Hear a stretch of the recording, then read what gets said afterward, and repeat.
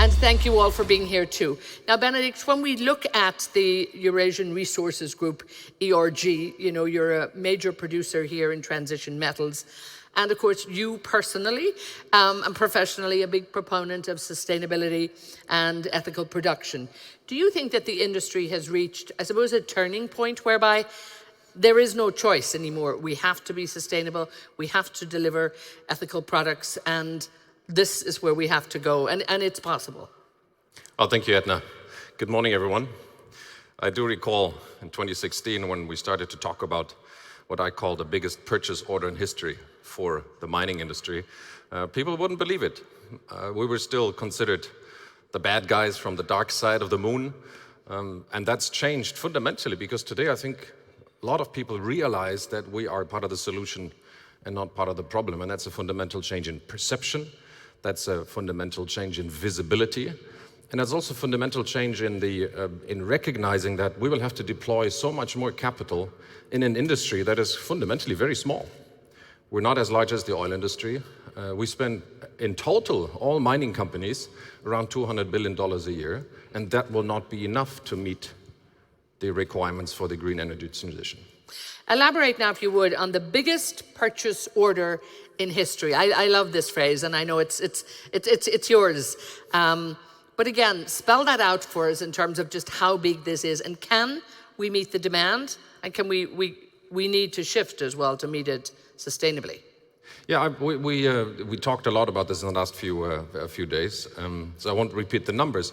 But if I apply this to our company, we have about 100,000 people in now 20 countries, and I will have to double my production in the next 4 years. I will have to hire another 50,000 people in the next 4 years.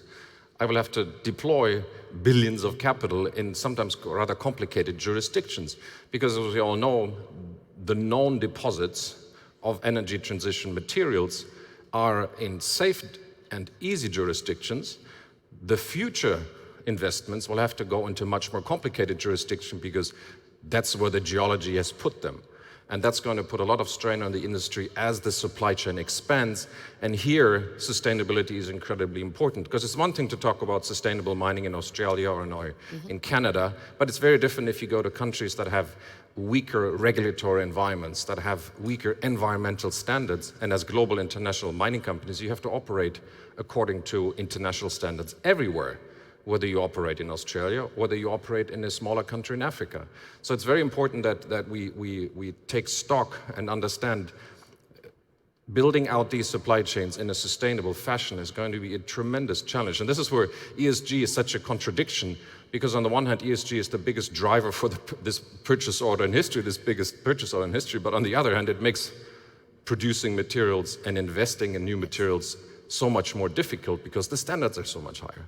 Now, you talk about sustainability also from a practitioner point of view. This is not just a theory for you. You just don't think this is a good idea. Tell me how it is possible by sharing perhaps those best examples for us. I'm personally a big proponent of what I call ESG as local.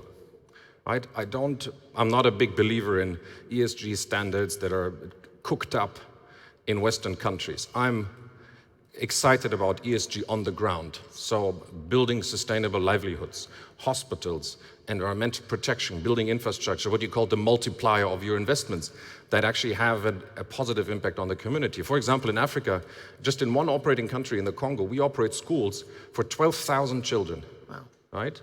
We operate 4 hospitals just in one country. And I think that's going to be important as we go into jurisdictions that have a weaker environment, a weaker much less wealthy government. We have to actually bring the infrastructure with us. And I think that's a big responsibility where the impact of ESG is local. And what's exciting, and I mentioned this yesterday, is statistically, the closer a person lives to a mine, the more positively he would think about mining. Right? So again, ESG standards are being made by people that are so far away from the reality. I think, without saying that you should have lower standards, quite the opposite. Yes. You should have standards that make sense for having a good impact on the local community. So where are the big challenges, I mean, in some of these areas too? Perhaps it's financial challenges, perhaps it's that investment that people are not willing to do. And I suppose also, good education to see best practice coming from a company like yours, the way people can realize that this is good for the wider community. So where are you finding the big challenges? What pushback do you hear? Well, one big challenge is people, when they look at or walk through the marketplace here, they look at mining projects and they see a deposit and it all looks very nice and beautiful. But what you have to understand is everything that has to happen around it: the power, the water, the supply chain, the roads, the community and social investments, the workforce. So, and that's where the multiplier actually happens, is $1 invested in your actual mineral resource will trigger $10, $15 of investment outside of the mineral resource, in addition to the plant you're building. And that's why I think we're in Saudi Arabia, what we're going to see is, because here in Saudi Arabia, we've applied for a very large area for exploration. And we've been granted some of those licenses already, thank you to the ministry. We're going to, once we build out these exploration areas, we will have to build a lot of infrastructure in areas that today does not have this kind of infrastructure. And that's very exciting from a development point of view for a country. Mining brings a lot of positive economic impact for the communities and the local governments. Now, apart from the day job, so to speak, you're very busy also with the Global Battery Alliance, and indeed you're a founding member of the Resource Initiative. So talk to me about how important both of these organizations are, because they're sort of intertwined in many ways. Yeah, this is a topic I'm incredibly excited about and passionate, because as we build our supply chains, I mean, it's equivalent to the transition that happened at the beginning of the 20th century when people were moving from coal to oil in transportation, for example. So we're fundamentally rebuilding a new economic system.